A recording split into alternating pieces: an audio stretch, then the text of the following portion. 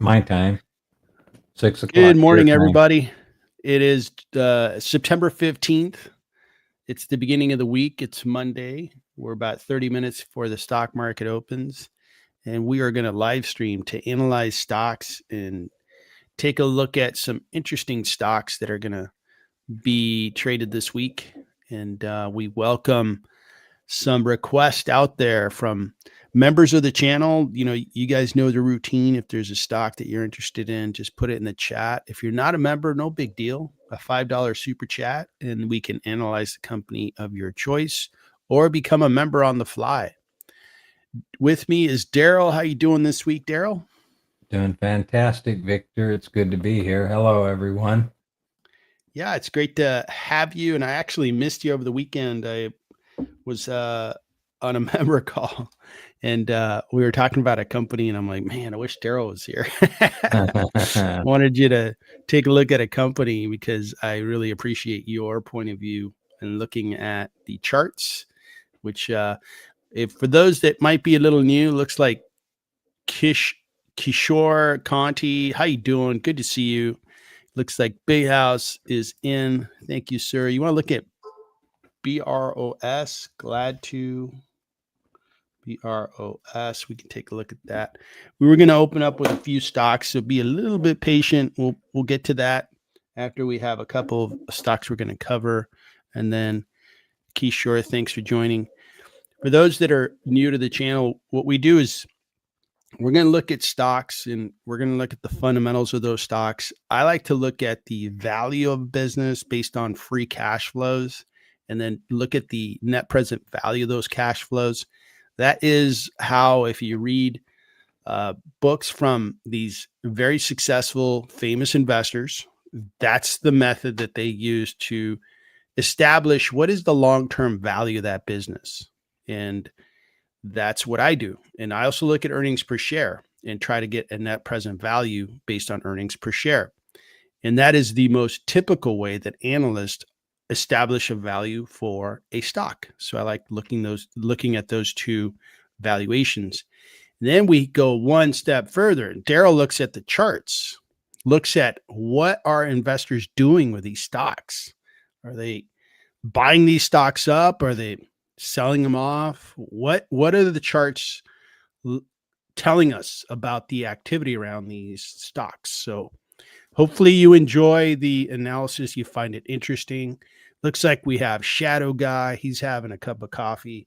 And it's not morning in Switzerland, but I'm having a cup of coffee here in the United States. Good to see you, Shadow Guy.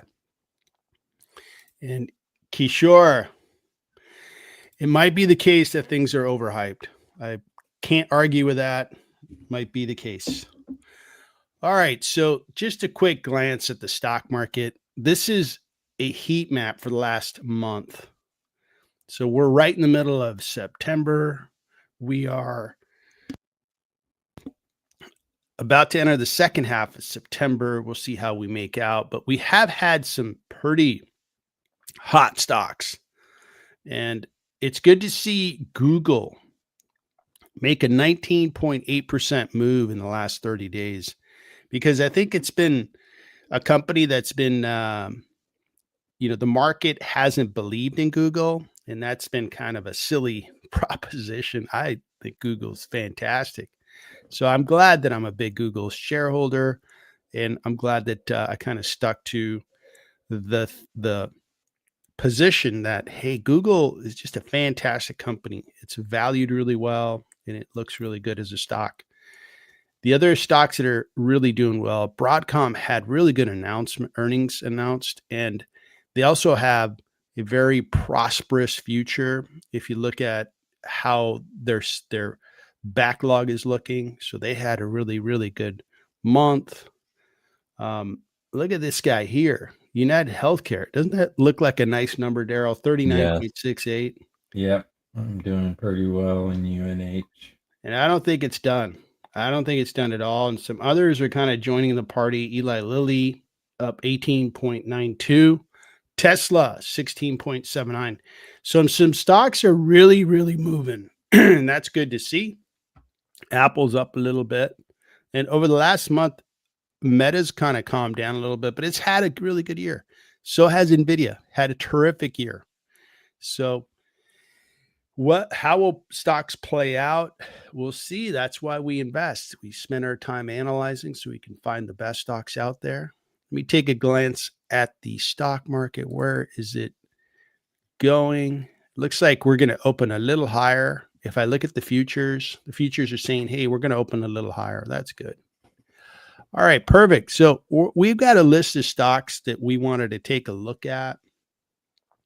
And we're going to start with Tesla. And, I think everybody knows what Tesla is. It's a car company, but it's also a technology company. They're doing some really interesting things with regards to robotaxi and other items. It's a stock, I think, Daryl, that you wanted to speak to. And why don't I kind of give you the floor a little bit and let you kind of share what you wanted to talk about. And I think you need to share your screen on the live stream. Yeah, I sure do. I usually do that before we get started and forgot this morning. No problem. Okay, so Tesla caught my eye on Friday. This is one that I have owned in the past. I don't currently. I've bought or traded about 22 times on this one. I did really well on quite a few of them and not so well on a couple or 6 of my trades were losing trades. 16 have been positive trades for a 73% win rate. And for every dollar that I've lost, I've made $1.89. So this is one that I, not from a fundamental perspective necessarily, but I had a pretty good view that they were into a lot of different things that I thought had some potential. But I am a retired investor, and I try not to speculate a whole lot, but I don't mind doing it a little. So it caught my attention on Thursday or Friday when I was looking at the charts, and I hadn't been looking at it in quite a while. But this weekend, or actually just this morning, it was announced that there was $1 billion buy by Elon, bought about 2.57 million shares for $1 billion. And it looks like he's already up about 64 million this morning. So anyway, that was, I had planned on buying it Friday. I had decided that I would probably buy this Monday. I already have it written down on my notes to buy some shares. It's already jumped up quite a bit just since Friday, so it's up another 9%. Will the jump in the stock price kind of change your plan, or do you stick to your plan? No, I'll show you what my thinking is here. So Tesla just broke out. I ran a couple of scans on Friday. We were talking about them in the Discord. One is a 65-day swing high scan. So Tesla broke through that on Friday. So they're at a 65-day high, and they're also at a 13-week swing high. They've been consolidating for quite some time here. Whoops, that was the wrong button. They've been consolidating since for at least 3.5 months or so. But I'm going to try my drawing skills here to do some annotation on this chart and tell you what I'm seeing here. I'm going to draw. Whoop, that isn't what I really wanted to do. I'm going to draw what they call a cup and handle pattern. And basically with this pattern, it forms what looks like a cup and then pulls back slightly to form what looks like a handle. And the theory here is that you measure down from the recent cup edge, measure down, and that gives me about 37%. That is your target upside. Really? Yes. So it closed at 395 on Friday. So if I put 37% on that, that's a 541, which I think is going to be challenging. But I think it could at least reach these highs probably within the next, wouldn't surprise me if it's in the next couple of weeks, which would still be about a 28, 30% share price rise. So given that, I'm going to go back 2 years. I'm going to clear my annotations off here first. So let me clear my annotations. Okay, and then I'm going to go back 2 years because I'm going to show you a previous couple handle pattern and what happened with that one. Now this one is a little wider cup. You can see that there. So something similar to that. And then we have a little handle. Yep. Okay. So let's do the same thing that we did. The depth of this cup is about 43%. So if we measure from that point and do the breakout, 43% would get me to about there. And look what it actually did. It doubled that percentage. So we have a previous example with this same or similar pattern and what it can do. So that's what I'm going to do today. I am going to hop into Tesla and try to run out about a 30% gain over the next couple of months. And I will do that with a stop loss. So if it doesn't work, then I can get out pretty quickly, limit my losses. Nicely done, sir. The analysis is solid. Thank you so much for sharing that with us. Okay. So it's good to see Meredith Page on. Thank you so much for being a member. And we will look at STX. We're going to finish Tesla and then get back to that. Thanks for joining. And let me show fundamentals on Tesla to kind of put the fundamental kind of picture out there. That was really impressive, Daryl. Nicely done. And I hope it really works. And I will be watching Tesla with a different, I think, point of view or more expanded point of view on it. Right now, Tesla's moving 7.85% to the upside. Year to date, it's trying to get back to even. It will be back to even today if it opens up almost 8%. It's a big cap, $1.32 trillion. Revenue of $92 billion.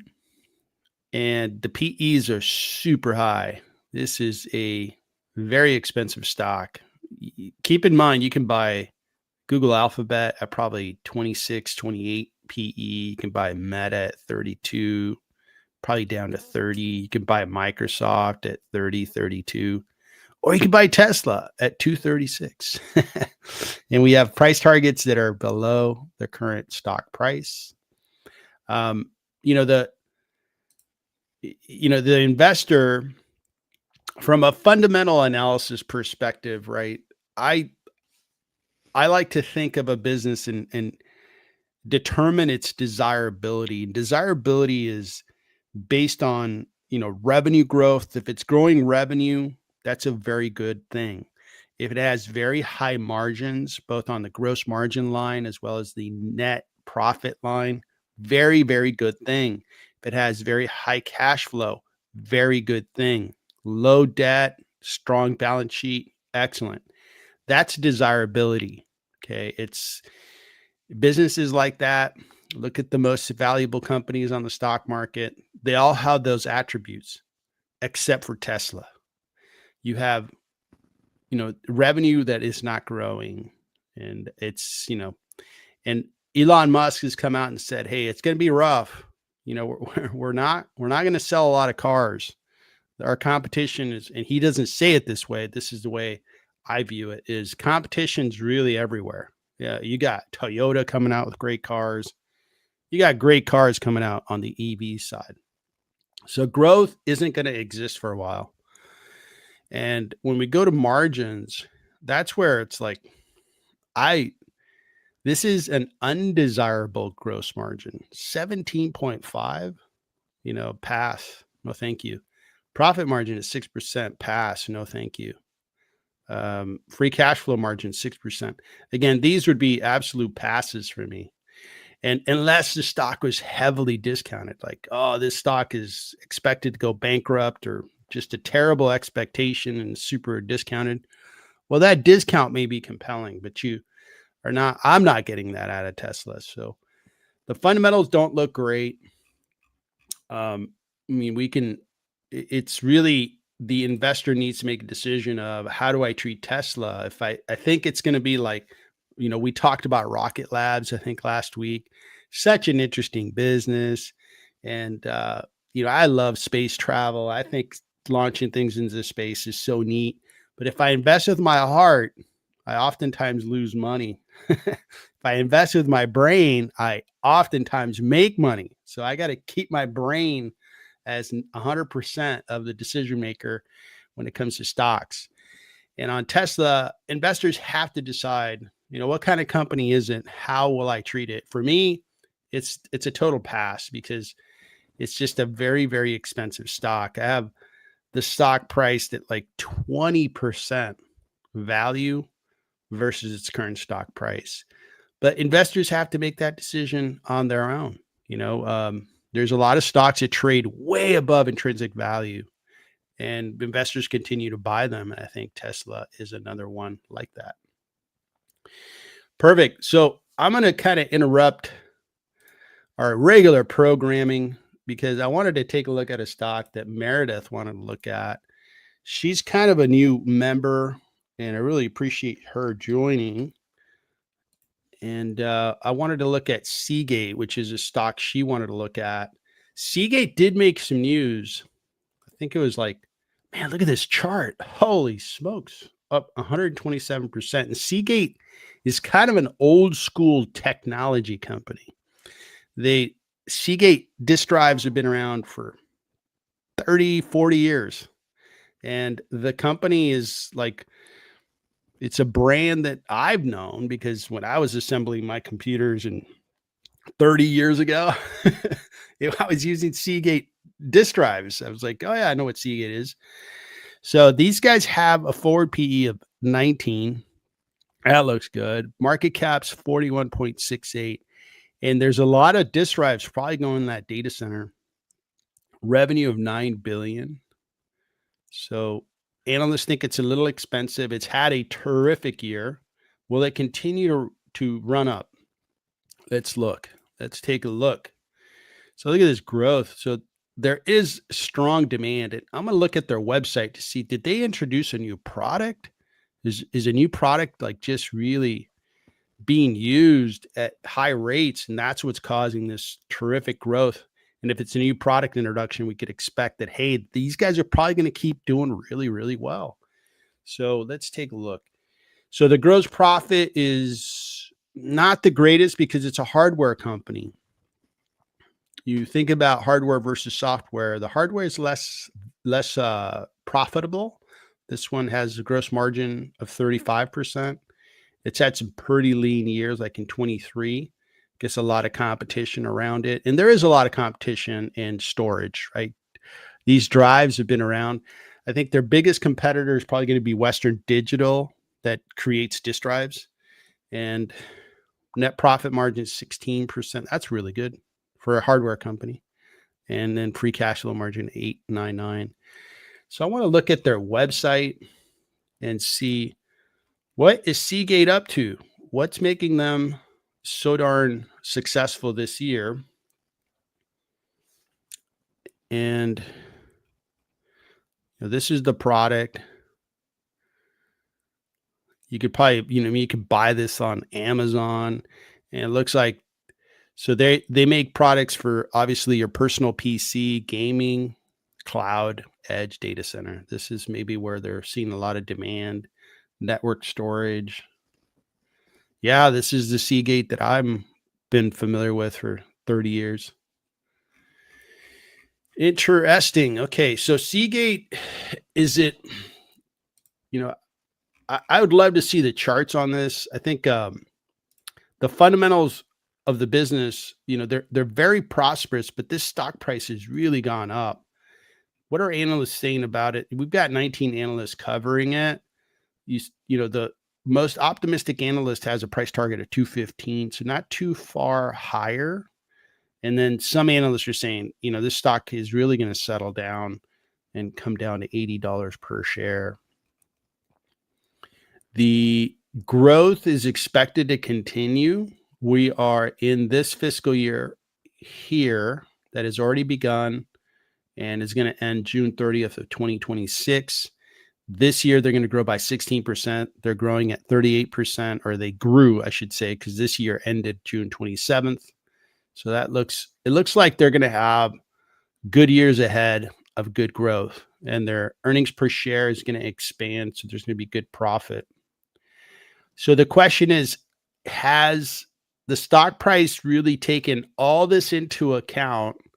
And will there be additional appreciation of that stock price, or will it kind of sit where it's currently at, or will it continue to rise? That's the big question, right? Because let's say I'm putting myself in the position of, do I want to buy Seagate Technology? So let me let you take a look at the charts, and I'm going to build a valuation on Seagate, and then we can come back to my screen. Okay. And the floor is yours, sir. So I just asked Meredith a question in the chat. Is this one you already own, Meredith, or you consider buying this one? You can let me know. Normally on these charts, I have a 20-day moving average, simple moving average, a 50-day, and a 200. The reason I use those on our standard charts that I show in these live streams is those are probably the most standard averages that chartists look at. But sometimes I will alter that 20-day moving average to be a 21-day exponential moving average. And what the exponential moving average does is it applies a higher weighting to the most recent trading data in that 20-day, 21-day period. So it reflects changes in that average a little quicker than a 20-day simple moving average. So I have that on this particular chart. And the reason she owns it already. So I don't know where you are on your average, but I would keep an eye, and we can do this in these calls, maybe once a week. We can take a look at this chart and just see how it's maintaining above this 21-day exponential moving average, because it is expensive right now. But if you already own it, then just keep riding this, because it has only dropped below that 21-day EMA for one day. There was another day, and other than those 2 days, it has not dropped below that 21-day moving average. If it drops below that and stays,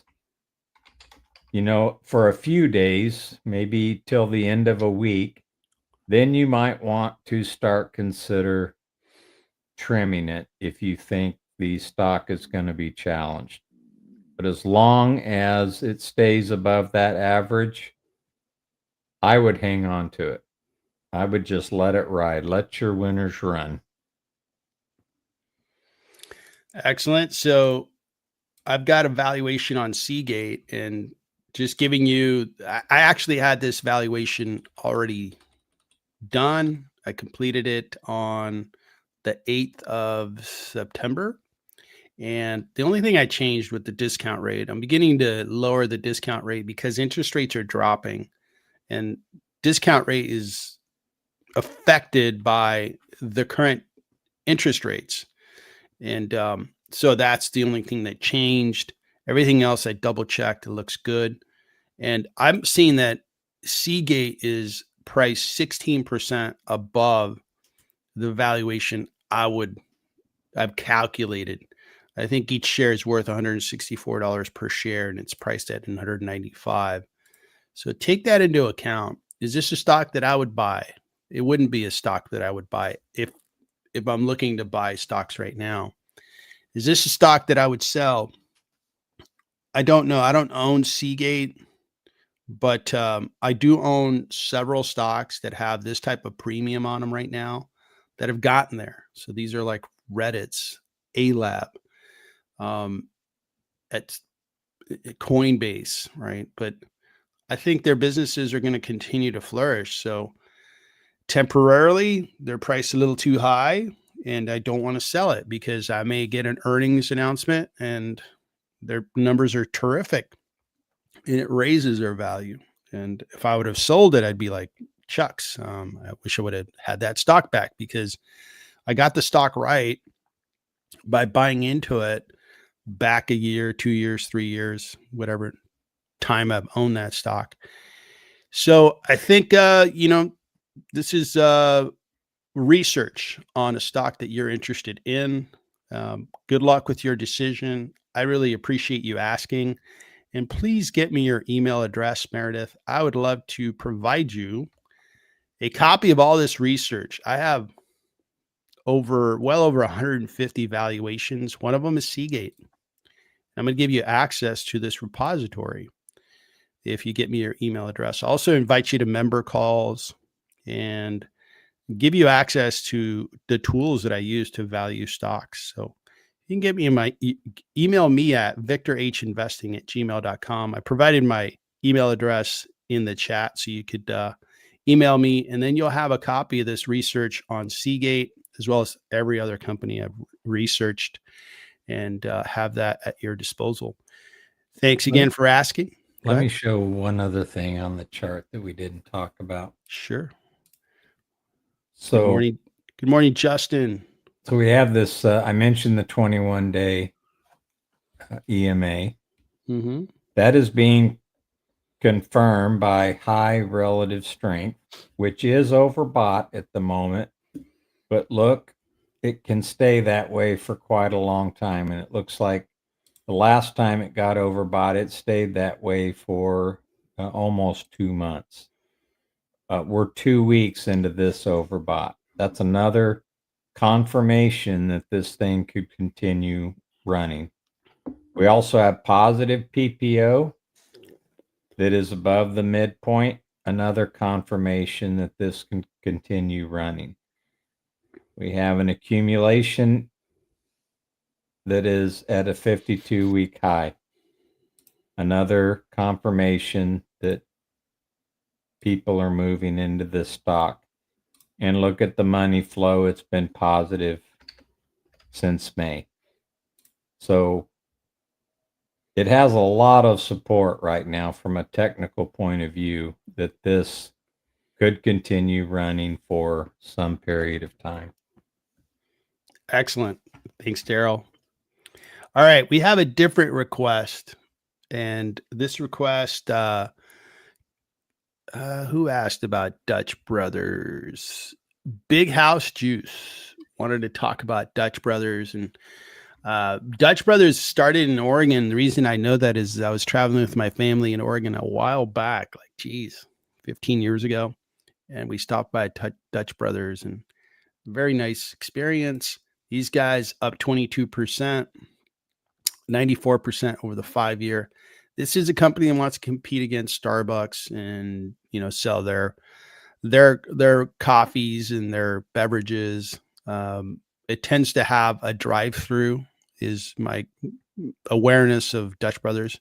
So now I'm not a big restaurant investor. I think their margins are tight and it's always, a very competitive market. And it certainly is for coffee, right? You've got Dutch Brothers, you've got Starbucks, you've got We had an IPO on Friday too of a brand new one. yeah, so there's going to be plenty of competition. There's no big barrier to keep competitors out other than brand, right? And customers, liking that particular brand. In this case here, this is an $11.46 billion market cap company. Stock market has opened. This stock's opened a little lower, and it's had not a good month. Year to date's 22. That's pretty decent rate of appreciation. The revenue on this stock is 1.45 billion. All right. PE is a little high. Forward PE is high.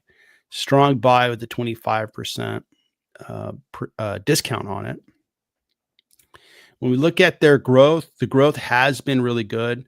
The one thing I would look at is, are they opening new stores? Because organic growth, which is same store sales, that's the best growth. That means that your customers really like your product. They like it so much, they're coming back more often. They're bringing friends to the same location and all that good stuff. And while when you open new stores, it could be positive, but it's not as good as organic growth, same store sales. So we're going to look at that when we review this stock.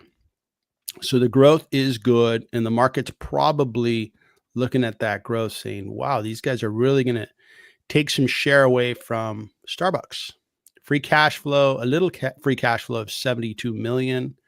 Here's where it falls apart for me on, remember how I talked about desirability, my perfect company, right, is got super high margins, like gross margins are 90%, their net profit margins are like 40%, and their free cash flow margins like 35-40%. They're growing top line by 50%. That's like a perfect company. And these guys are not the perfect company. Gross margins at 26%. That's not a lot. And then you got profit margins of 4%. Not a lot. I can get 4% in a bond. It's very low.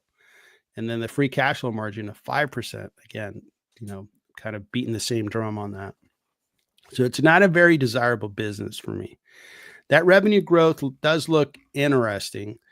And I think here, let's see. So they have company owned and operated revenues and versus franchise. Looks like they're beginning to franchise. And it doesn't give me store numbers here. Am I missing them? Yeah, it's not giving them here, but I could probably get it from their investor page. And I'll take a look at that when I do the valuation. Let me turn it over to you, and I can start working on a valuation for these guys. Okay, I just picked up my Tesla shares at 422.865. Nice. So we'll see what happens with that one. So we're coming back to Bros. They did have a declining 20-day over the last week to 10 days. It looks to be turning back up. And the 50-day has been declining at least for the last 10 days or so, and it has not yet turned around. And it is testing a 200-day moving average. It did drop below the 200-day moving average in August, and it came down and touched it in April, and touched it a couple of other times and traded below here. So it seems like it has pretty good support at the 200-day moving average over the past year. But if I look at their price, I can go back to February, and this would have been, if I'd have bought it in February, it'd have pretty much been dead money for months, and they do not pay a dividend at all. So you're listening to a dividend investor here. They did have an RSI that's below the midpoint, so it's in bearish territory at the moment. The PPO has just moved. Let's see. It's not quite bearish yet. It's still positive, but barely. It's going to be moving into negative if this price action continues. Oops, I don't know what happened there. The accumulation is not at its peak. It peaked back in May and June, hasn't quite reached that peak, and it's actually turning down at the moment, but the money flow is still positive. So over the last year, it's done pretty well. It started the year at, not this year, but a year's view at $35. So it's done really well, but stalled out since February. But it still beat the S&P by 61%. It's beating the discretionary sector by 50%. It's beating the restaurant industry group by, what is that, 85%? And that group overall is underperforming the S&P 500 by 13%. So that's what Dutch Brothers looks like at the moment. It is at good support right now.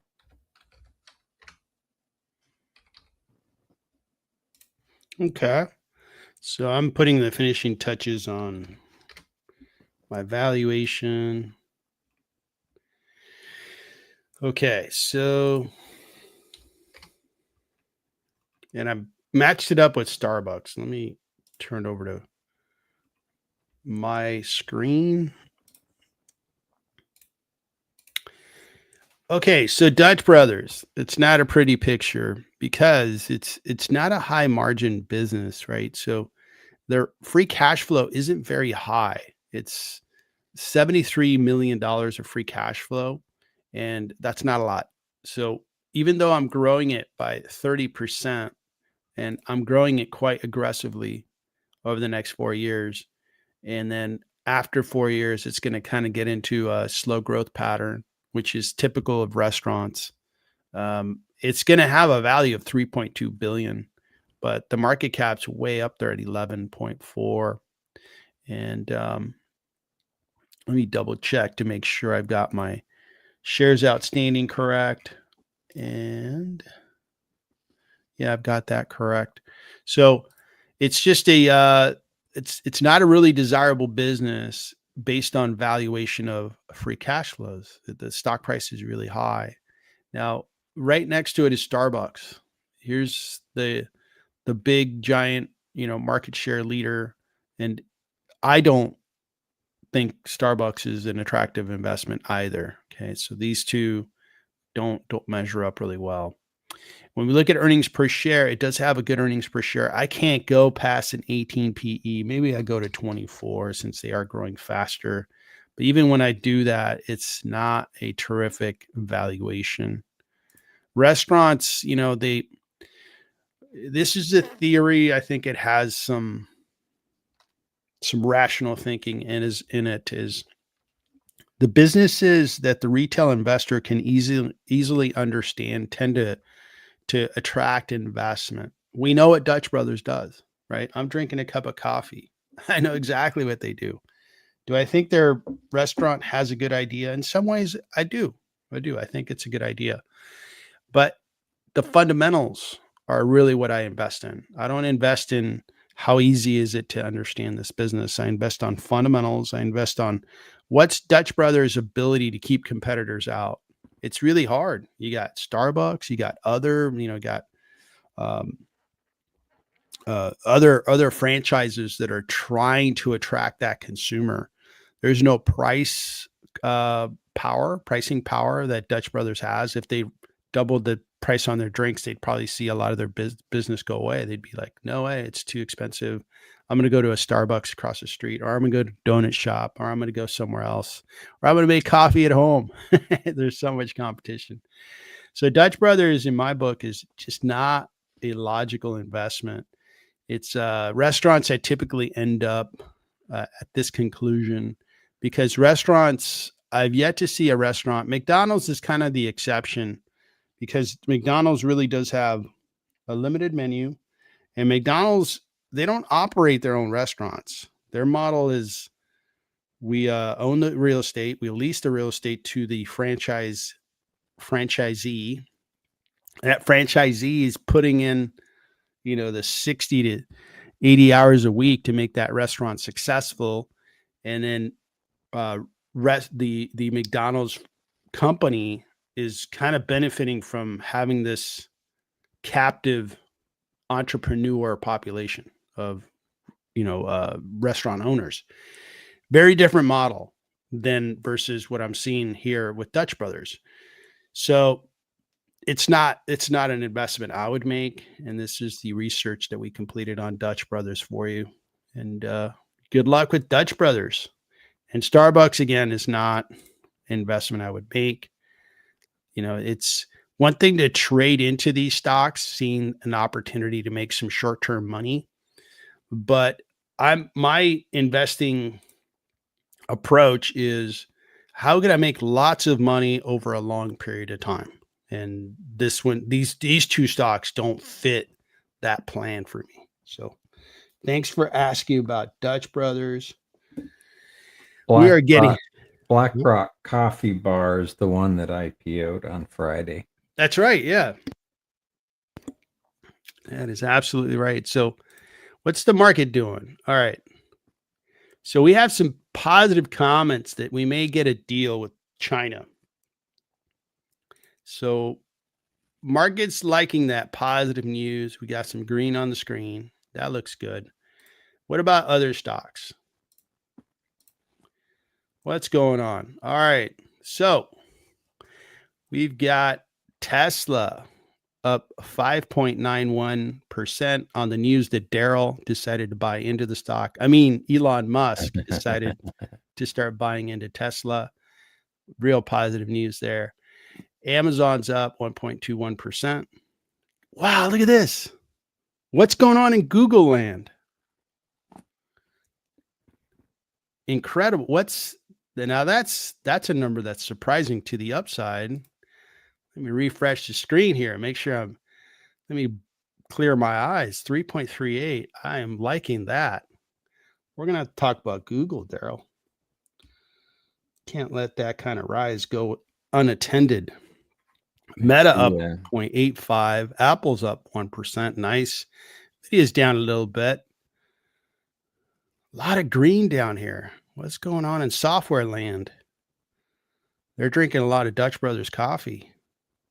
Adobe is up after having a miserable couple of days after great announcement of earnings. Their earnings are excellent. What the heck? So, man, this is really good looking right here. All right. So I like that. We're going to have to look at Google after we get done. I'm not seeing any news, but it's definitely moving up. Yeah, we're going to have to look at it, but we've got comments coming from all directions here. Let me try to catch up here, Daryl, because, man, thanks, everybody. We've got a lot of people on the stream, and you guys are asking a lot of good questions. Thank you. We covered Dutch Brothers for Big House, Shadow Guys, all over the place here. Carlos, great to see you. We've got Justin. I had a great weekend. Hopefully you had a great weekend. And he wants to check out DELL. Dell computer. So that's on the board, Justin. Let me catch up with comments and then we'll come back to that. And Shadow Guy. Mining stocks. So AEM and ORLA. We'll take a look at those mining stocks.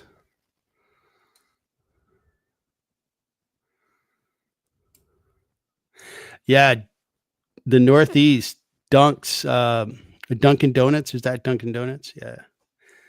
And I like their coffee, by the way. Whenever I have to drink in the Northeast, when I'm traveling in the Northeast, Dunkin' Donuts to me tastes good, the coffee. My only problem is that I end up getting a donut, and that's where the slippery slope starts. But if I have Dunkin' Donuts in the West Coast, not as good. I don't know what it is about it. So that's just an aside. All right. Falls Grave. Good morning. China stocks. We'll take a peek. Baba has been killing it because Baba's just got really good business. Their cloud business has been doing great.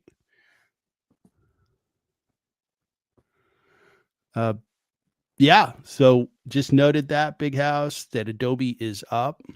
Good to see that. Last week they had good earnings. Good news from NVO today. Good to see you, Peyton.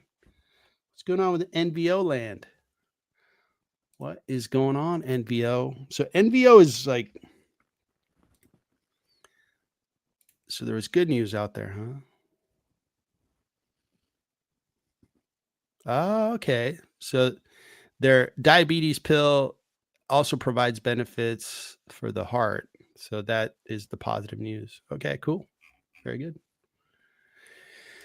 All right. So let's get cracking on this list. Thanks everybody for joining. And we're going to get into the next stock up was Dell Computer.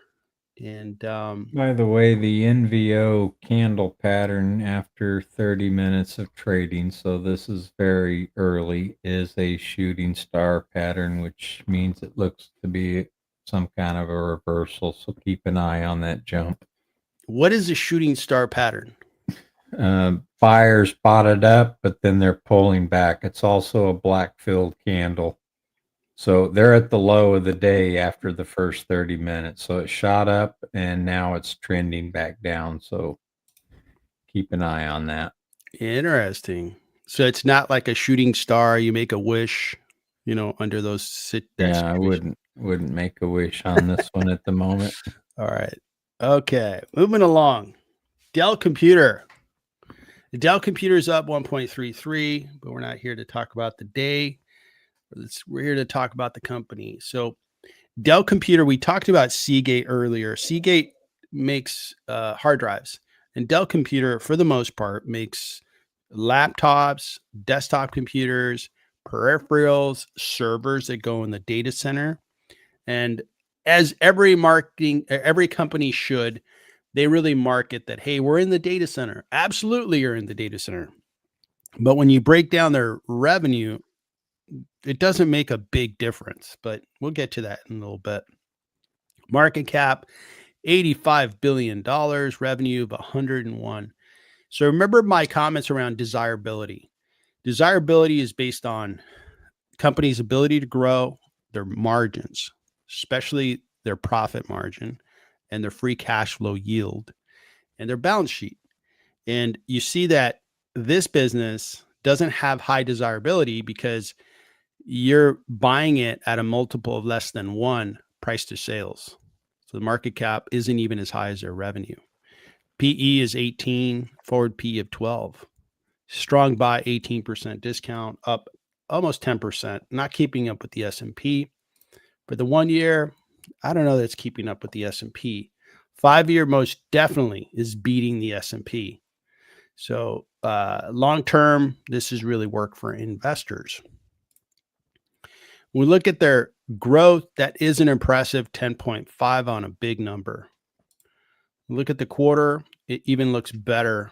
The most previous quarter is growing at 19%. Looks good. And when we look at margins, so the gross margins, not very high, right? When we look at software, the software that runs on these servers, software companies like Adobe are at like 89%. You know, software is where there's big, thick margins, not the hardware. It's very competitive. Dell has to compete against Hewlett Packard. They have to compete against Lenovo. They have to compete against just a variety of computer manufacturers or assemblers, I should call it, because they, in essence, create a bill of material and then they assemble computers. So these guys here, low margins, very low profit margins. So my desirability is not very high for Dell because of these margins. So that doesn't look great. Revenue does look good, but not great. It's looking okay. When we look at their forecast, analysts, 14 of them cover it. Some of them think it could go up a little higher. And the worst case scenario is that it's priced a little bit lower than it should be. So analysts like Dell. Their growth is going to persist. I can't argue with that. I think that, the data center is going to pull demand for Dell servers, so they can have Dell servers in the data center so they can handle the new workloads related to AI. Can't argue with that. And their profitability is going to go up. So from an earnings per share perspective, this stock is looking prosperous, and that's what analysts focus on. But I focus on free cash flow, because free cash flow is the best measure of a company's true value, intrinsic value. So I'm going to work on my valuation. I'm going to turn the screen over to Daryl and see what comments he has. So it's had some volatility over the past year, but pretty much trading where it was. They do have an RSI below the midpoint, but it looks to be improving. You can see if it breaks out into bullish RSI. The PPO is beginning to turn over, and it looks like it could have a bullish crossover in negative territory. Keep an eye on that. The accumulation is decreasing a little bit. Looks like the money flow is going negative. This one, unlike Novo, is printing a hammer pattern at the moment, which is more positive than that shooting star. Over the past year, Dell has underperformed the S&P 500 by 3%, underperformed technology by 9%, underperformed computer hardware industry group. They've outperformed. I may have said underperformed. They are outperforming that industry group by 5%, but that industry group is underperforming the S&P 500.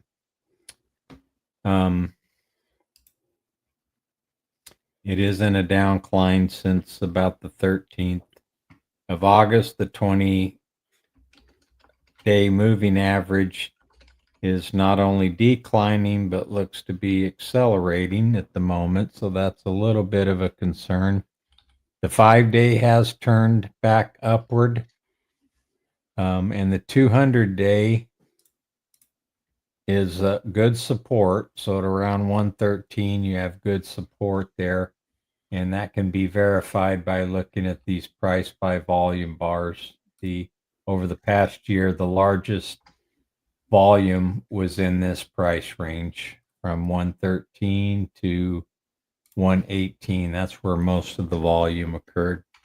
And that aligns with the 200, a little bit above the 200-day moving average, but the 200-day moving average would be good support, in my opinion. Very good. And can you look at Seagate again?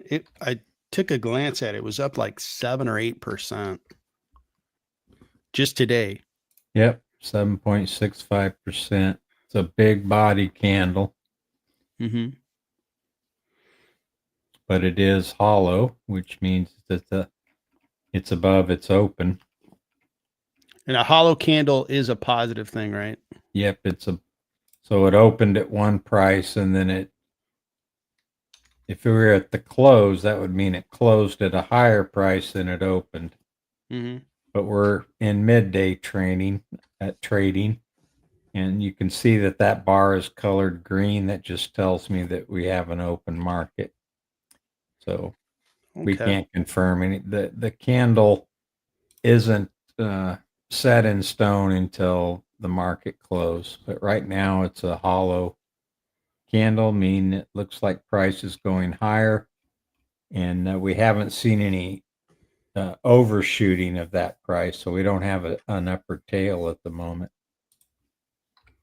So if we look at the intraday, I bet it's just a continue steady increase in the price. Yep. So these are 15-minute bars. Let me go down to 5-minute. Yeah, you can just see it's a steady increase in price. And that's exactly what the candle shape is telling me. Perfect. Okay. So I'm almost done with my valuation at DELL.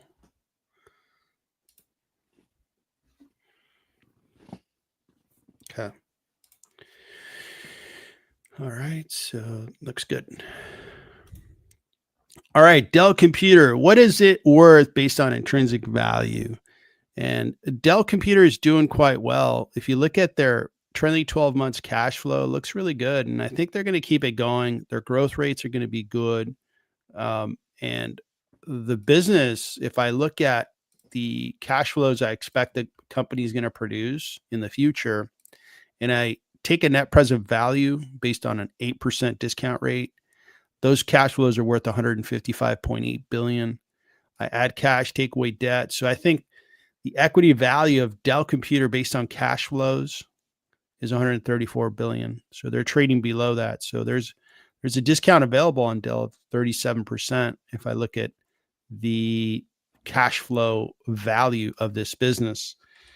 Now, when I look at the earnings per share, it's also very positive. It looks more positive than the free cash flow method. So Dell has a very attractive proposition to investors at this time. I think the stock hasn't run up recently a whole lot. Its business looks prosperous. It's not my favorite business, as noted, but it should do well. It's going to drive a lot of cash. It knows its business really well and can probably execute very, very well. So that is Dell Computer. Let me show the chart one more time. Absolutely. So if you see where the gray line is where I have my cursor, it's hit that upper price 3 times and was rejected there, except for this 1 month period where it shot up to 175 for whatever reason. And then, I mean, it was a hard fall.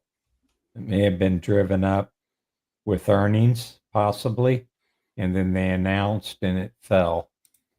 So if we look at this from a risk reward point of view, we could find a top at about 142, and the support is at 113 to 118.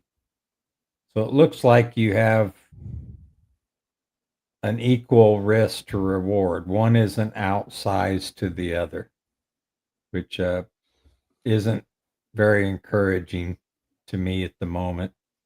At this point, I would want to see it break out above these highs before I stepped in, would be my personal opinion. All right. All right. So let's take a look at some mining stocks. Shadow Guy wanted to look at and see if I think you said NVO had a shooting star, right? Let me see if the shooting star is turning itself off. Sometimes stock analysis will do this. It kind of just sits there. Let me close that browser. All right. So AEM,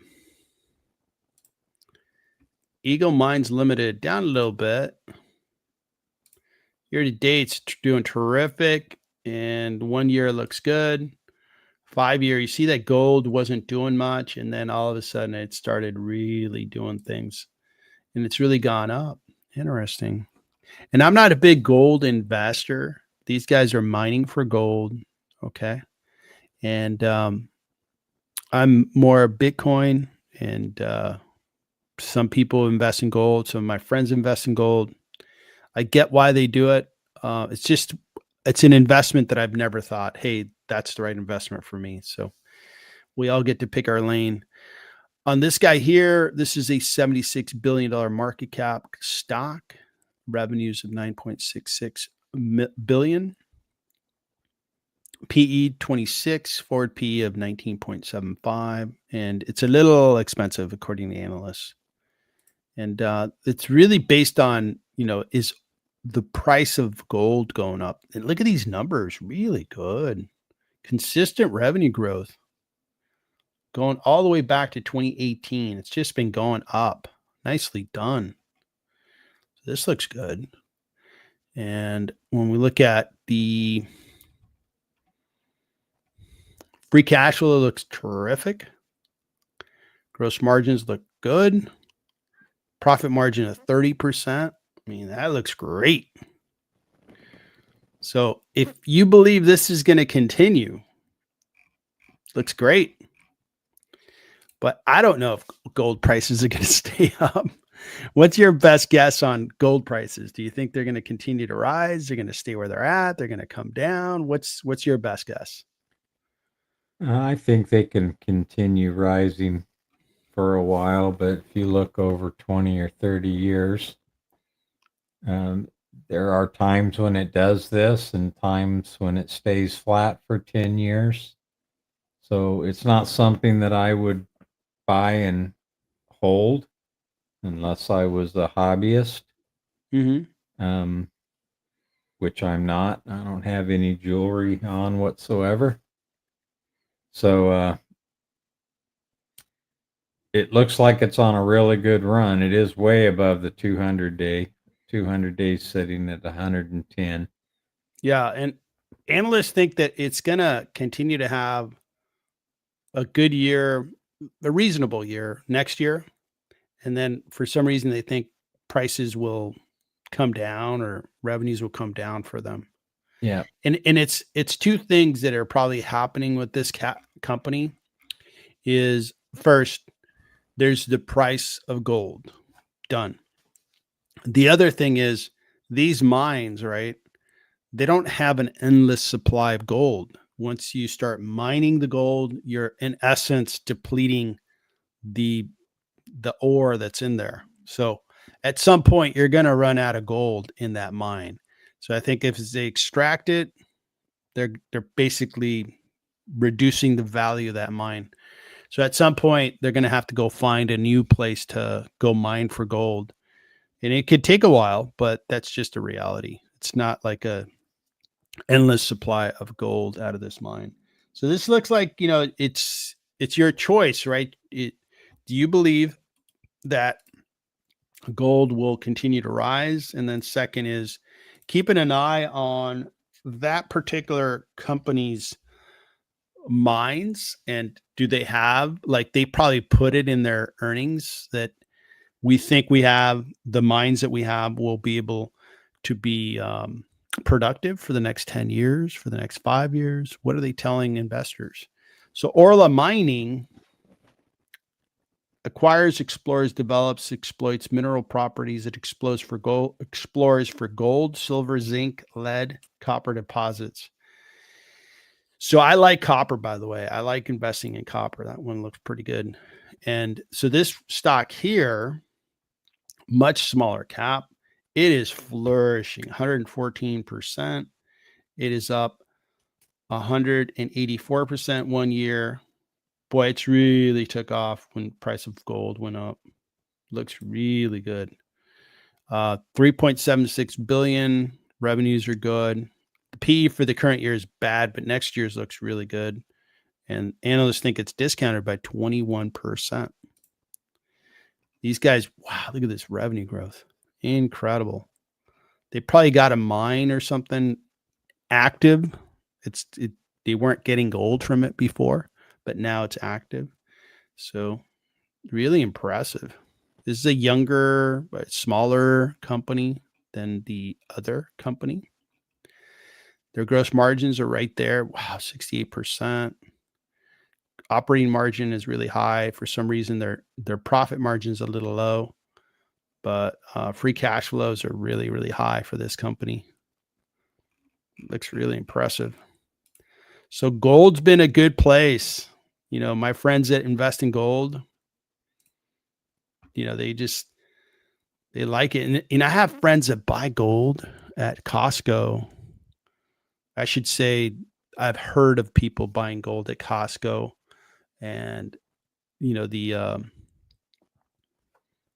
that's a way of investing right there. You can have little bars of gold, you know, sitting, you know, next to your stacks of $100 bills in your safe. What do you have any comments on either Orla or Agnico, which is AEM? We can take a look at the chart one more time. I took it back 25 years just so you can see how it does. So it had a rise from 2000 up to 2002, then pretty much stayed flat until 2006. We had a rise up until 2008.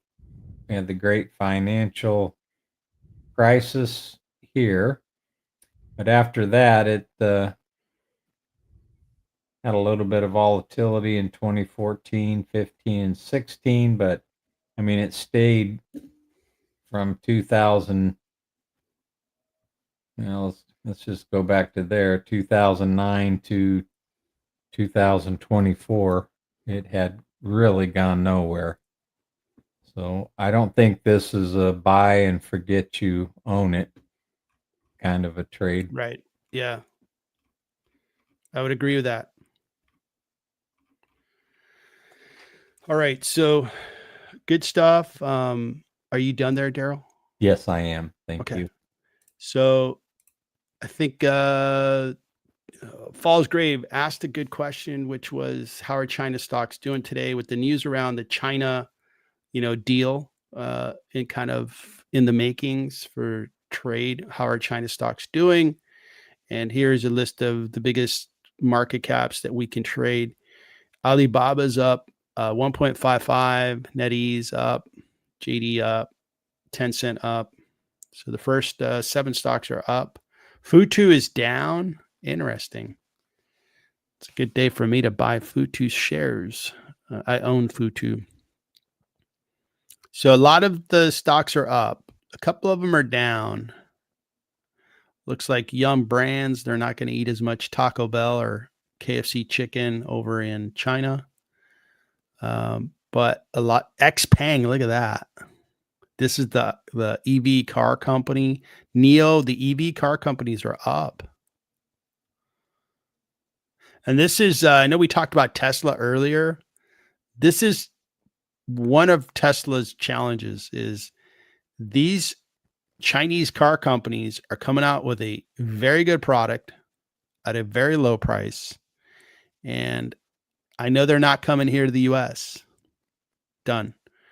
But you think about Mexico, Latin America, Europe, Africa, Middle East, Russia, Eastern Europe, the Chinese EV, you know, with a price of half of what Tesla wants for their car is very attractive. And I think that's going to be a big strain limitation on Tesla for global growth is, hey, I can buy a really nice Li Auto car that is 80% as good as the Tesla for 40% the cost. Well, that's a pretty strong proposition. So Chinese stocks are doing well today, doing really well. And hopefully they keep rocking because I own BABA. I own a ETF that buys into the biggest stocks in China, and I own Futu, excuse me, Futu. So go Chinese stocks. So we have a request for you, sir. We have somebody asking that they would love to see charts on Dave, simple DABE, and get your thoughts on Dave, which is a new generation financial services company.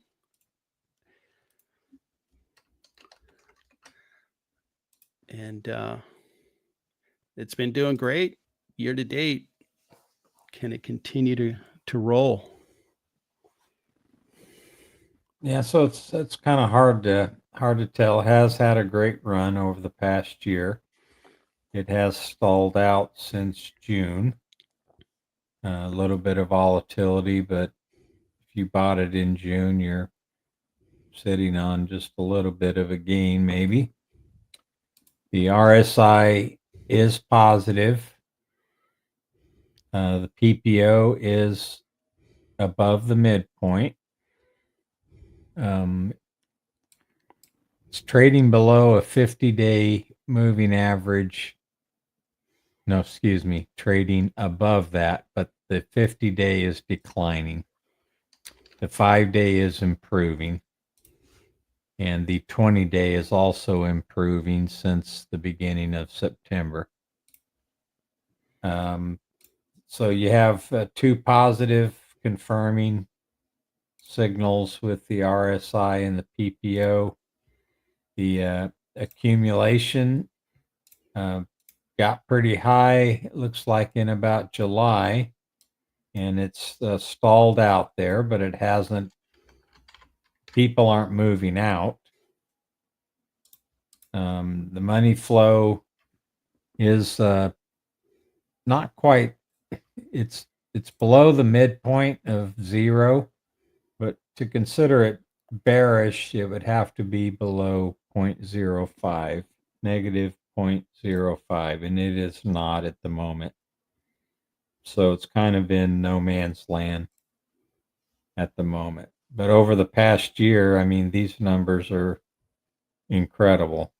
Beat the S&P by 438, beat the financial sector by 414%, 414, beat the consumer finance industry group by 402%, and the consumer financial industry is outperforming the S&P 500 by 7.26. So it'd really be nice to see another breakout somewhere above 280 range and hold above that, but it's been traveling sideways for several months here. Nicely done. And I think that Dave has terrific fundamentals, by the way. I think they're discounted. Yeah. I'm an investor in Dave, and I think very highly of Dave. I think they could potentially end up like Robinhood or one of these new generation companies that's kind of breaking away from how things have been done in the past and kind of creating a brand new way of engaging with customers and providing financial services. So I'm very optimistic on Dave. And if the stock trades down, for a while, or I should say for the next couple of weeks, I'll be a buyer. Do you want to go over Warner Brothers? I wanted to let you know that your wealth just went up because Tesla's up 14.46%. Yeah, I bought it 422. So I'm in the hole just a bit, but I was down about 1.5% a few minutes ago, and now it's just about break even. Okay. So Tesla stockholders are 14% wealthier. Yeah, I mentioned that at the start for Elon. It was up $64 million, his purchase. So, yeah, real quick on Warner Brothers. I don't recommend anybody buy this, but they're up about 58% over the last 2-3 trading days. And the reason for that is they're getting an offer from Paramount Skydance. So they jumped, let me go out a few more days. Yeah, they jumped from $7 or so, and now they're pushing. I put 5 years. I didn't want that. Yeah, they were trading around 12, and then they shot up 30%, and then they shot up another. I can't remember what it all. This is about 58% run over here the last few days. Yeah, 56 right now. Mm-hmm. Anyway, this is going to be one to watch this week. There could be some other buyers step in that would have been reluctant to buy them had an offer not been discussed. There are some other streamers that would have been interested in the Oh. streaming business and studio business, but not the cable business. But now that an offer's been, and they're going to split up, the Warner Brothers is going to split up. They had already announced that. Then this Paramount Skydance came in, made an offer for the whole company. So now there, those other companies, Netflix being potentially one. There's a couple other ones that did not want the entire business. They wanted it after it split. Now they may be forced to make a move if they really want these assets. So this is going to be an interesting one to watch this week and maybe the next couple of weeks. And the it's been reported that Paramount Skydance is interested in buying, but there's no official offer yet. No. Okay. All right, good. We're expecting it actually tomorrow, I think, is the rumor. Mm-hmm. Yeah, and I agree with you that you could see other media companies kind of compete for this company. I mean, I'm just kind of rationalizing this and saying, okay, well, would Netflix want to buy this library? I mean, that's a big library of content. And then Discovery, right, is not like an overly popular network, but I would say that they do have some shows that have a good following, right? Like I started watching after not watching for a long time, Deadliest Catch. Yeah. And man, this season was pretty good. I'm like, man, I'm kind of hooked on this show again. So that's kind of a Discovery show. Yeah. So Netflix is trying to maintain and grow their engagement with their customer. And I would say that Netflix, their biggest competitor is their success. It's how do they keep growing? It's like, well, you got to have fresh content because that's the problem with being a one-trick pony is how does Netflix grow? Getting more subscribers, raising prices. Okay. Well, the population in the US is not expanding. So are more customers going to come from the US? Well, you're going to have to go international. Well, how do you do that? By attracting people with great content. So content is expensive. Netflix is finding that out, right? Producing good shows is expensive and it's risky. You may produce a movie or a show that doesn't do well, and voila. Warner Brothers has 100-year library of content. So I could totally see Netflix getting into this bidding war. I could see Amazon, Apple as well. Apple, Apple. I don't think they're going to ever say it, but I think Apple's desperate to become relevant again. They're losing the relevant battle when it comes to what's the coolest product out there or service. So Apple's in there, and of course Amazon because they have Prime Video, and Amazon has already bought a studio. They bought MGM Studios. Yep. And Amazon, so I think Apple could be a really good player in this bidding war because they have a lot of money and they have a need for it. they need a splash. They need something to excite their shareholders with, and most definitely that could be it. It's going to get really interesting. Like I was telling Daryl before we started to stream, is I don't need to watch soap operas anymore, because we have plenty of drama in the stock market. Here's one more storyline. Who's going to acquire Warner Brothers? Forget who's dating which celebrity. Like, we know Taylor Swift and is it Travis Kelce are the America's couple now.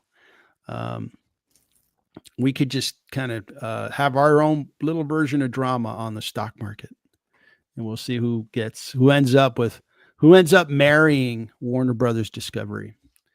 Very interesting, sir. So while I have the floor, let's take a look at Google. What's happening in Google land?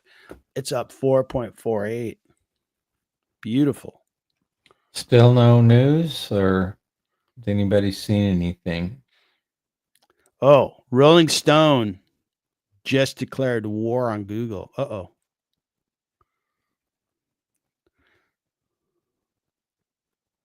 Oh, the AI summaries on Gemini. All right. So I've never read Rolling Stone, but those that read Rolling Stone, maybe they love the magazine. Was it a magazine or a newspaper? Yeah, I think it's a magazine. Okay. Well, geez. The only news is that they're getting sued by Rolling Stone.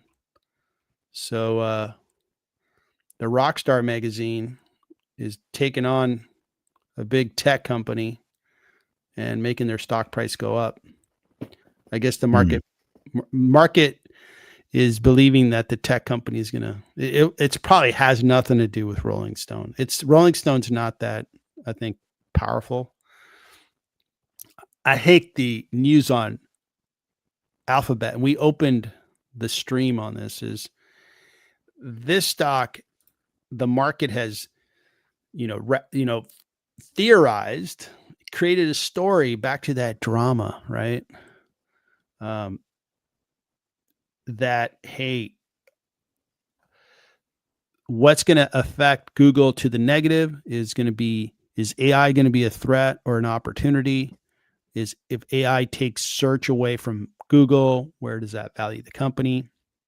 Department of Justice, are we going to break up Google? Are we going to see a company that's been broken up? So those stories created a substantial sell-off in the stock from $207 a share down to 146, while its peers at the very top of the food chain of the stock market were going up. Well, then once we got through these, stories that were more fiction than fact, the stock began to go up, and it's got this beautiful rise, and it just keeps going. I think the energy to buy into Google is in. We're seeing that over the 1 year, it's up 58%. It's now up 32% year to date, with a very substantial sell-off baked into the current year. So I am just loving what I'm seeing with Google. And I believe that the stock is discounted. It's not discounted as well as it was in the past, because the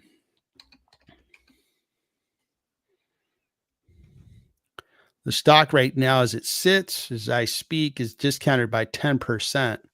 Now, this is a very desirable business. I will pay fair price for Google. But I'm not buying any more Google shares, because it's the stock that I've put more capital into than any other stock.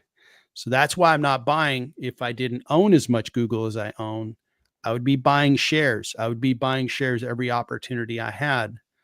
I would say the same thing about Meta, Robinhood, Uber, and some of these stocks that I own a lot of. But this stock is just, I can't believe the market, kind of talked itself into selling one of the most valuable businesses, period, with a PE of 26. This is after the stock's gone up substantially. PE of 20. You could have bought Google with a PE of 21, 22. And now I think investors are like, whoa, it's still one of the most attractive PEs I could buy out of the 10 most valuable businesses out there. Forward P at 25. Analysts are a little underwater because they didn't keep up with this. They were buying the negative stories. So I could talk about Google for the next 2 hours. I would love to see your charts on Google if you wouldn't mind showing them. Yeah, I can show you my trades as well. I started buying. Sir, I see a lot of green there. What's going on? Yeah. I started buying on May 9th. I only have 45 shares, but that's been a total return of 48.4% since that particular time. Very good.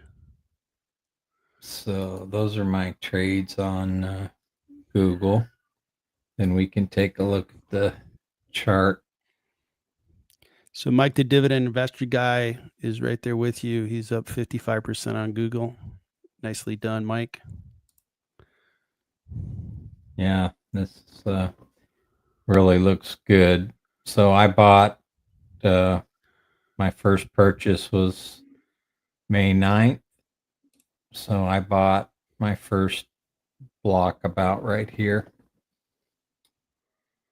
And then you can see what it's done since then. I mean, it's 45-degree angle and seems to be accelerating. You can see the rate of change on this. Let me change that back to 20-day EMA because that's what we're used to looking at. This exponential moving average would be what I use for trading purposes,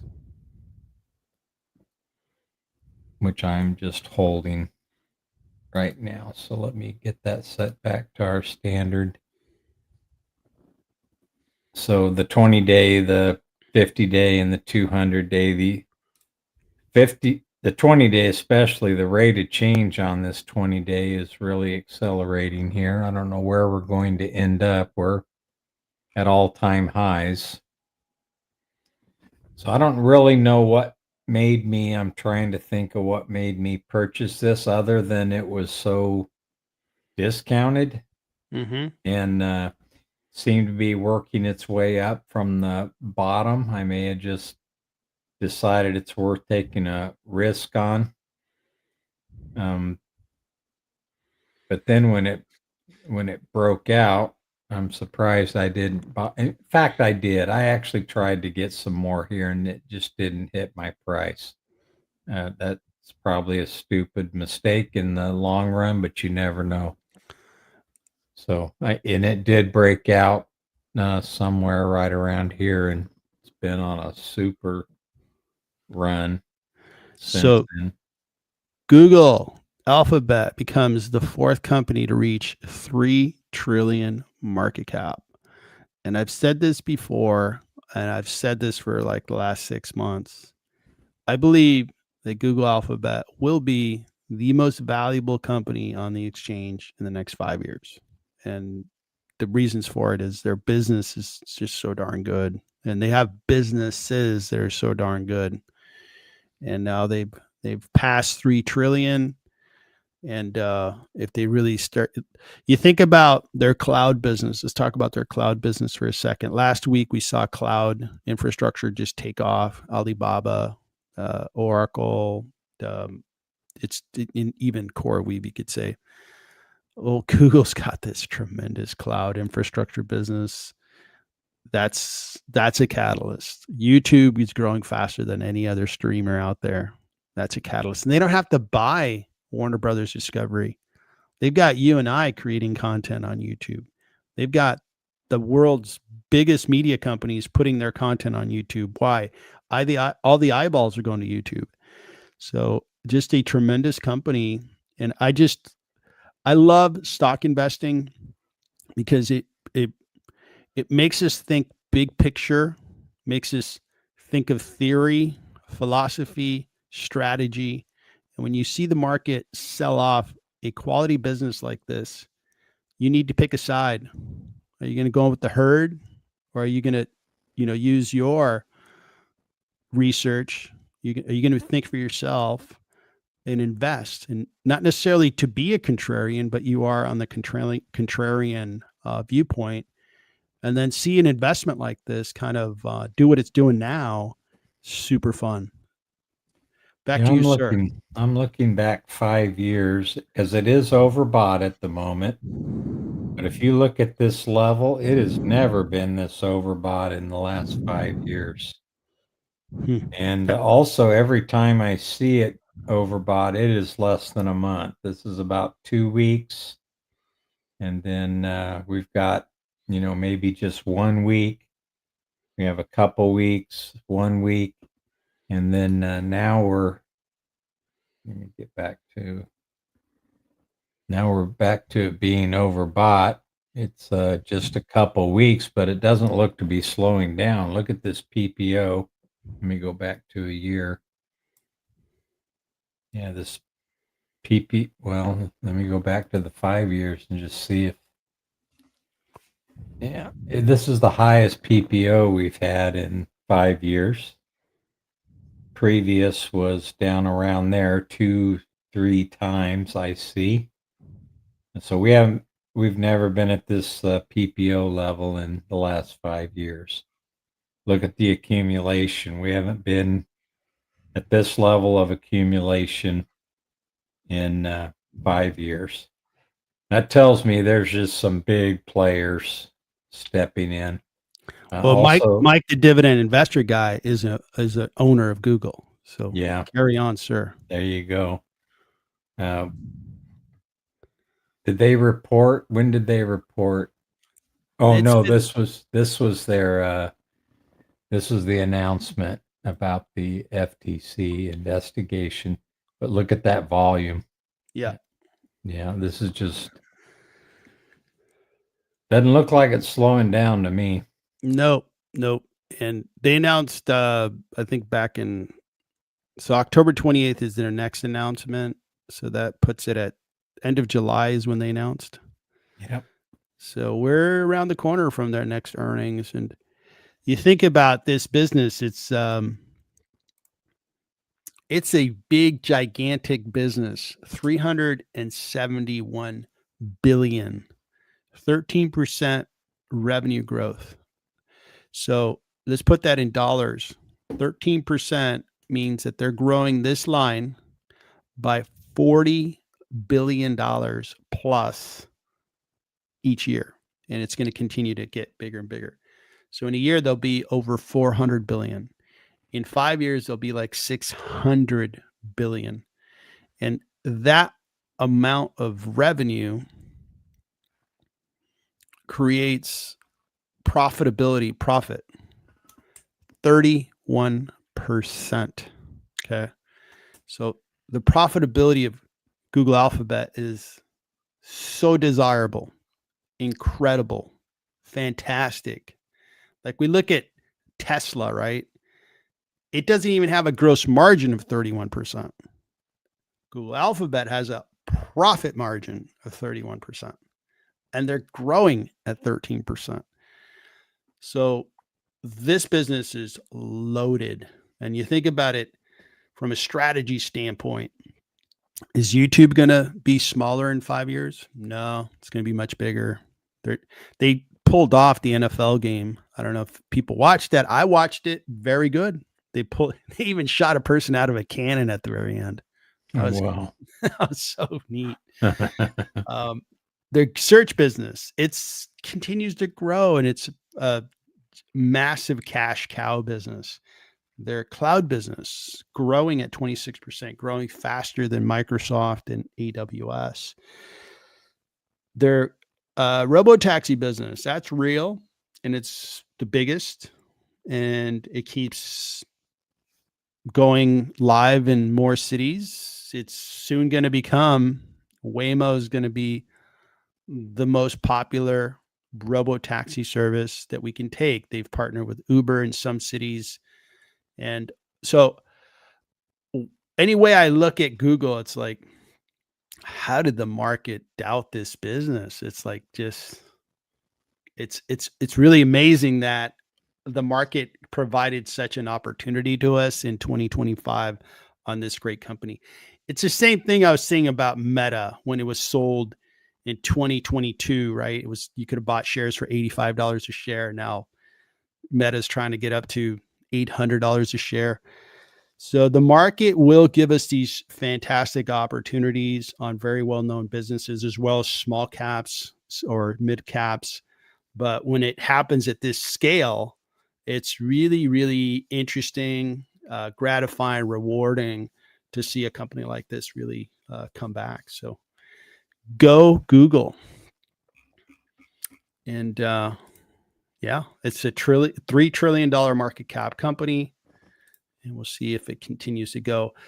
Well, some big stocks are moving up. So let's see where we are with the indexes. The Nasdaq's up 6.64%. S&P is up 0.45. Dow's up 0.22. Chinese stocks are working. A lot of things are working today. And let's do the heat map. And we've got, was Tesla settling down? I thought it was up 14%. Anyway, so Google's up. Uber's up. IBM, Apple, GE is up. Looks like the software space settled down. It was a lot greener earlier. So, all right. So we covered all the requests. Let me check the chat. Let's take a look at Federal Express. Their Let's do it. report this week. Yeah, and they report on Thursday. Yeah, let me take a look at Tesla intraday before we do that. Yeah, so they've leveled out. They've leveled out a little bit, little downward pressure. I can see by that down red arrow there on the price. Okay, but this is going to be at least probably a 2-month hold for me. So let's go back to FedEx because they're reporting this week. This is not one that I own. I unfortunately own UPS. That's been a painful ride. FedEx has pretty much been flat since the April tariff lows. And people are going to be watching this company this week to see their mention of tariffs and how that's impacting the shipping business and the overall impact on the economy. They're kind of at the footwork of, our economy and moving things around. But one thing I can see on the daily chart is they are positive on RSI as of today, and they are positive on PPO just barely. For the last 2 weeks, they were showing weakness there, but now as we get to within 3 days or 4 days of earnings, I don't know if they report before or after. Do you know? After the market closes on Thursday. Is it after or before? I think UPS reports before. Okay, they're after. So we still have 4 days of trading to go, but sometimes whisper numbers start coming out ahead of the earnings, and sometimes this can be a good sign if it starts moving into positive territory before the earnings. Not always. Sometimes the air gets let out of the balloon, but we'll see there. So accumulation's been flat. Money flows are currently positive and looks like they flattened out over the last couple days. Let's see, not a whole lot of volume. Looks like it's going to be an average volume day, and they've underperformed this year, just like UPS. The only reason I wanted to cover this one is just because they do announce earnings this week, and they're kind of a bellwether for our economy. Yeah, I agree that I like looking at the shipping companies, because if their volumes are going up, that means the economy is doing well, because people are shipping things they're buying or selling. So it's a measure of economic activity. So I agree with that. Specific to FedEx and UPS are dealing with the competition from Amazon. And it's almost like it's a double negative. They lost Amazon. They're losing Amazon as their biggest customer. And Amazon is competing against them because Amazon wants to control the delivery to the customer because they're obsessed with, we can get the product to you in 2 hours mentality, right? Which is quite impressive, right? You can go on their website and say, I would like this product, and it shows up at your doorstep. Incredible. So it's a double negative. And I think it's getting the Amazon business out of the system, so to speak. And if they could begin to grow organically in other places, I think we have something because the stock is sold off. It is a very good business. So is UPS. And maybe this is a long-term winner, but you got to know when to begin to buy into the stock. It has very low PEs. It has again, a quality business. It's not going to go anywhere. It's going to be around for the next 50 years.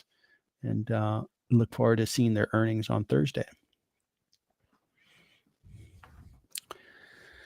All right, good stuff. So really, really good stream. We've had a lot of people. Little Jay, great to see you. And thanks for joining. Thanks for all the comments. Thanks for all the chatter. Did you have something there, Daryl? Let's just take a look at the economic data real quick. So we have retail sales tomorrow. Comes out, tell us how the consumer is holding up in this economic environment. Something that I don't usually look at, but I've been interested in because of tariffs, is the import pricing. It was actually down in the prior month. Mortgage applications is something that I'm interested in. I am an owner of Rocket shares, held them for quite a while. And as we see this number improving, that could be very helpful. I need to check to see if refinance is included in this number or if that's a separately reported number, but refinancing could be big here in the future if the 10-year treasury rate comes down, because that's what's tied to mortgage rates. Yep. And building permits for the housing is something that I've been watching for several years. The number of housing starts. Wednesday could be the market mover. That's when the FOMC holds their policy press release and his little speech. We're expecting right now a 0.25% rate reduction. There is talk of it possibly being what's currently being talked about is 3.25s for the rest of this year. Mm-hmm. If they think that the economy, especially the jobs market, is weakening faster than expected, then it could be a 50 basis point cut this Wednesday and only a 25 for one of the remaining 2 meetings in the end of the year. So it's going to be interesting to watch this, and I'll post my summary notes in the Discord group right after that meeting. And then jobless claims and continuing jobless claims is something that I watch quite frequently. This actually jumped up about 23K last week. That was the first big jump that we've had. The estimate has been bumped up for this week as well. So those are some of the economic reports that I'll be watching this week. Yeah, thanks, Daryl. Good stuff. So economically, it's the week's got some important decisions and information coming up. On the unemployment side, I don't think we have an unemployment problem yet. Like, it's not like concerning, but it's certainly heading in that direction. So I think I agree with all your comments. I think, I mean, the Feds, this is where it's time for them to shine, and hopefully they do the right things with interest rates so they can kind of get this economy to be a little more active, and we can stop the job losses, because we don't want to get into oh no, unemployment is up to 5, 6, 7%, right? That'd be really, really painful. Once it gets going, it really accelerates. So you don't want to let the cat out of the bag, I don't think. I know. I know. It becomes really painful. And what ends up happening, back to the drama that plays out, and the news coverage is just relentless when it comes to job losses and unemployment rates. And they start talking and showing examples of how the hardship of Americans, which is real. And everybody gets scared because it's like, man, that could be me. I don't want my family to be under threat of us losing our home, or, things like that. So hopefully the Fed, it's their time to shine right now. It's like, hey guys, this is you. If you keep this economy out of hard recession and heavy job losses, you deserve a pat in the back. But flip side, if you don't, you deserve the blame. Yeah. Part of it, at least. Yep, exactly.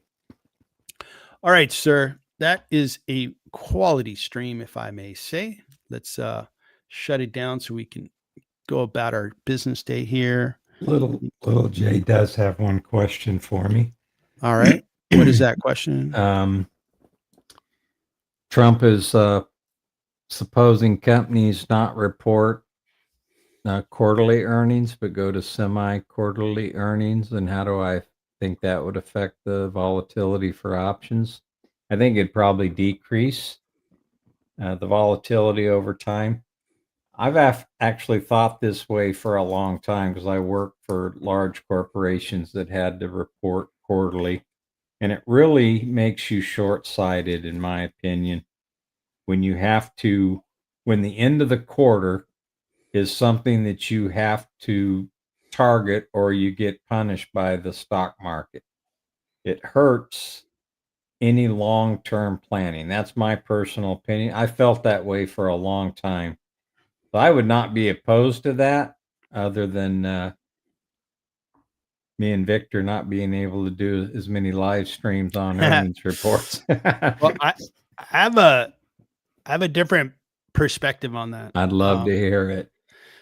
So 50 years ago, it would take, a small army of accountants to do your financials. And yep. For you to deliver financials 50 years ago was quite an expensive, and it required a lot of man hours. Today, our systems, you can report a week later. You can report every month. It's not about, is it hard? So technically, and the level of effort wise, and now we're going into AI, right? So I'm actually on the side of, we live in a world of real time, right? I'm looking at a heat map. This is real time, right? And I think it would be a step backwards if we said, hey, Google, you don't have to report 4 times a year, just twice a year. It'd be like, no, everything's real time now. I need to know as much information as I can on my investments. So I would actually be on the side where I would like to see companies stay with quarterly. And heck, like what's that dividend payer? Realty Income, is that right? Yeah. They pay every month. Yeah. Investors love that. That's harder. That's a higher level of accountability. They pay a dividend every month, right? Well, imagine if we had a company out there that said, hey, we're so well run. We're going to report every month. I think they would stand out. And I think Yeah. some investors would be like, that business, they want to be transparent with their owners. At the end of the day, we're shareholders, we are owners. And I dislike if a management team doesn't tell us what's going on, doesn't keep us informed. So I would actually be on the side that, hey, I'd like to see companies tell us more because we're owners. And we're going to end up finding out. What's going to be worse is it happened 3 months ago and you kept it from us, or it happened 6 months ago and you kept it from us. That's worse because now we lost faith in the management team. And it's better just to get it out there. Boom, this happened. It's bad. And this is how bad it is. And this is what we're going to do about it. Or, hey, this happened. It's good. And this is why it happened. This is how we want to take advantage of it. All those things are, I think, I would say that the world is now put together where we should actually accelerate the timing of companies reporting. Yep, that's a good point of view as well. Yeah. All right, sir. So I wish you a very good day. Thank you so much for co-hosting this live stream. Same to you, Victor. It was a wonderful stream. We're going to be streaming together in this format on Wednesday morning, same time, and then on Friday. We're also going to co-host a FedEx earnings stream on Thursday afternoon. And I'm going to organize the agenda with Daryl, but I was thinking we could most definitely go over their earnings report. But I think in the middle of the stream, if we could listen to their management team speak, and then Daryl and I will comment on what we heard from their management team. I think that would be interesting. It's a little bit of a slow week when it comes to earnings, and I think we could take a step back and do that. Yeah. I did that last week for Adobe, and judging from the comments that I've received, viewers thought that was interesting. And the only thing I wish I could have done different from last week is I wish I had Daryl with me, because I had my comments that management spoke, and it would have been really cool to hear what Daryl thought and maybe looked at the charts and so forth. So here's the opportunity. We'll try it out and let us know what you think. And as we approach the big earnings, we'll just keep getting better with what agenda we should have on these earnings reports. Okay, and I'll keep everybody updated on that Tesla experiment. We'll see how that goes. Yeah, please do. All right. Have a good day, everybody. All right. Thank Good you, luck. everyone.